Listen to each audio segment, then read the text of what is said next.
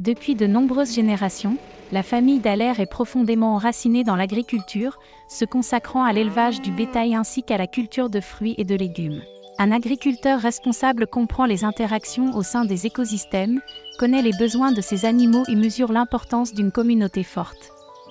Ce lien étroit avec la nature continue de guider les pensées et les actions de la famille Dallaire jusqu'à aujourd'hui.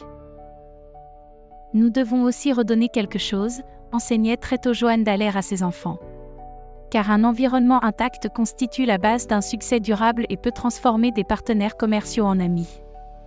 Et en effet, il y eut un moment où la famille Dallaire dut compter sur le soutien de ses amis. En 2000, elle perdit toutes ses terres et ses entreprises à la suite de la guerre civile en Côte d'Ivoire. Mais grâce à un réseau soigneusement entretenu, un travail acharné et l'aide de fidèles compagnons de route, elle réussit un nouveau départ au Costa Rica en 2004. Johanne Dallaire, connu sous le nom de « Roi de l'ananas », est décédé en 2023. Il a laissé à ses enfants non seulement une entreprise florissante, mais aussi un ensemble de valeurs profondément ancrées. Aujourd'hui, la famille Dallaire est active sur 3 continents et prospère dans divers secteurs. Dans leur entourage, ils sont connus non seulement comme une famille d'entrepreneurs, mais aussi pour leur engagement social. Ils soutiennent plusieurs projets directement et transmettent des dons de partenaires et bienfaiteurs afin que l'aide parvienne véritablement là où elle est la plus nécessaire. En 2012, les Dallaire ont fondé, avec des partenaires, le projet humanitaire Clinique Mobile en Côte d'Ivoire.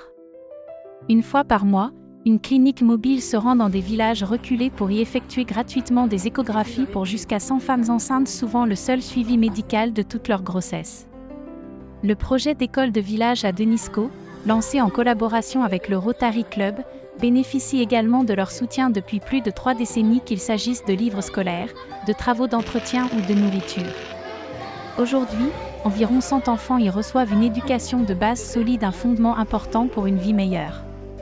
Qu'il s'agisse de cadeaux de Noël pour des enfants défavorisés au Costa Rica, de distribution alimentaire à des centaines de familles pendant la pandémie ou de soutien à des projets locaux de protection de la nature, les Dallaire s'engagent là où l'aide est la plus urgente. Car comme leurs ancêtres le savaient déjà, seul un environnement sain peut engendrer de bonnes choses. Ce n'est que lorsque la communauté prospère qu'un succès durable peut s'épanouir, et comme la famille Dallaire le sait par sa propre expérience, tout peut changer rapidement, et l'on peut soi-même avoir besoin d'aide.